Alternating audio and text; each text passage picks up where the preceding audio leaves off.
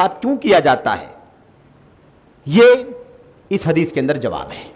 اللہ کے نبی فرماتے ہیں لا تزالون بخیر ما دام فیکم من رآنی وصاحبنی، واللہ لا تزالون بخیر ما دام فیکم من رآنی وصاحب من صاحبنی، واللہ لا تزالون بخیر ما دام فیکم من رآنی وصاحب من صاحب من صاحبنی۔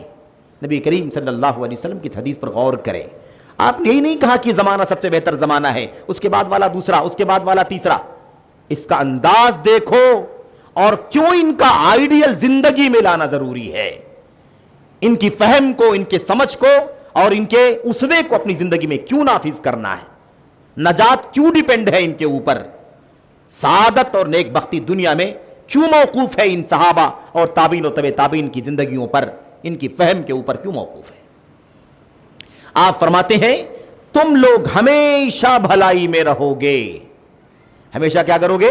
ہمیشہ خیر میں رہو گے، بھلائی میں رہو گے، جب تک تمہارے درمیان وہ رہیں گے جنہوں نے مجھے دیکھا ہے اور میرے ساتھ ہی رہے ہیں۔ تم لوگ اس وقت تک بھلائی میں رہو گے جب تک تمہارے بیچ میں وہ لوگ رہیں گے جنہوں نے مجھے دیکھا ہے، میرا دیدار کیا ہے۔ دیدار کتنا قیمتی ہے۔ آج دنیاوی میدان ماحول میں میرے بھائیوں آپ جانتے ہیں نا کہ آج تو جو بے حیائی کا مسئلہ ہے، عشق و معاشقے کا مسئلہ ہے، اس میں دیدار کی کتنی قیمت ہے۔ تو وہ نگاہیں جنہوں نے نبی کریم صلی اللہ علیہ وسلم کو دیکھا ہوگا کتنی قیمتی ہوں گی وہ نگاہیں، وہ دیدار کتنا قیمتی ہوگا۔ کیا کہا اللہ کے نبی علیہ السلام نے؟ جس نے مجھے دیکھا ہے اور میرے ساتھ ہی رہے ہیں، جب تک وہ تمہارے اندر رہیں گے تم ہمیشہ بھلائی میں رہو گے۔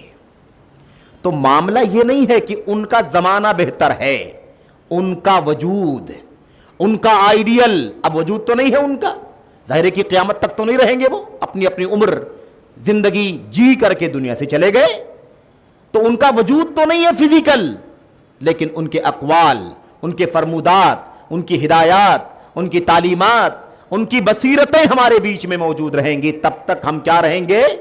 بھلائی میں رہیں گے۔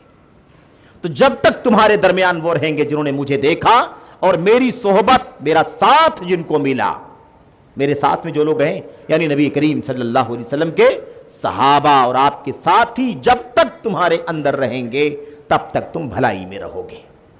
اس کے بعد اللہ کے نبی فرماتے ہیں اللہ کی قسم تم ہمیشہ بھلائی میں رہو گے اس وقت تک جب تک تمہارے اندر وہ لوگ رہیں گے جنہوں نے انہیں دیکھا ہے، جنہوں نے مجھے دیکھا ہے۔ جنہوں نے کس کا دیدار کیا ہے؟ مجھے، میرا دیدار کرنے والے جو صحابہ ہیں نا، جن لوگوں نے ان کا دیدار کیا ہے، اور صحابہ جنہوں نے میرا ساتھ دیا ہے، جو میرے ساتھی رہے ہیں، جو ان کے ساتھی ہیں، جب تک یہ تمہارے بیچ میں رہیں گے تم بھلائی میں رہو گے۔ تو مسئلہ صرف اور صرف اسی دور کا نہیں ہے، دور تو سب سے بہتر دور ہے، اس سے اچھا دور، ویسا دور اب قیامت تک نہیں آ سکتا۔ دعوے داریاں ہو سکتی ہیں، تہجد گزاری، سجدے، تلاوت تو ہو سکتے ہیں، لیکن وہ شرف اور سعادت کا زمانہ لوٹ نہیں سکتا۔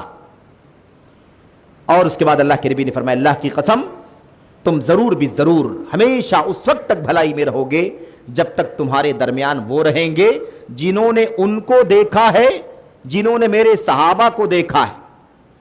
جب تک وہ تمہارے درمیان رہیں گے جنہوں نے ان کو دیکھا ہے، جنہوں نے ہمارے صحابہ کو دیکھا ہے، اور جب تک وہ تمہارے بیچ میں رہیں گے جنہوں نے ان کی صحبت اختیار کی ہے، جنہوں نے میرے صحابہ کی صحبت اختیار کی ہے، ان کے ساتھ میں رہیں گے۔